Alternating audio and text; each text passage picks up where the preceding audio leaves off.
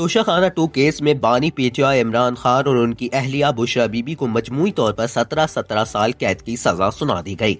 بانی P T I Imran Khan اور بشرا be be توشہ خانہ 2 کیس میں 10 سال جبکہ پی پی سی دفعہ 409 کے تحت 7 سال قید کی سزا سنائی گئی ہے۔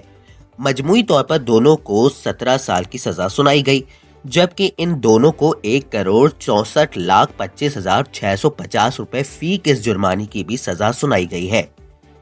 اسپیشل جج سینٹرل ارجمن شاہ نے اڈیالہ جیل میں عمران خان اور بشرا بی بی کی موجودگی میں توشہ خانہ 2 کیس کا فیصلہ سنایا، تاہم عمران خان اور بشرا بی بی کے وکلاء میں سے کوئی بھی عدالت نہ پہنچا۔ یاد رہے کہ 13 جولائی 2024 کو نیب نے توشہ خانہ 2 کیس میں بانی P T I Imran Khan اور بشرا بی بی کی اڈیالہ جیل میں گرفتاری ڈالی تھی۔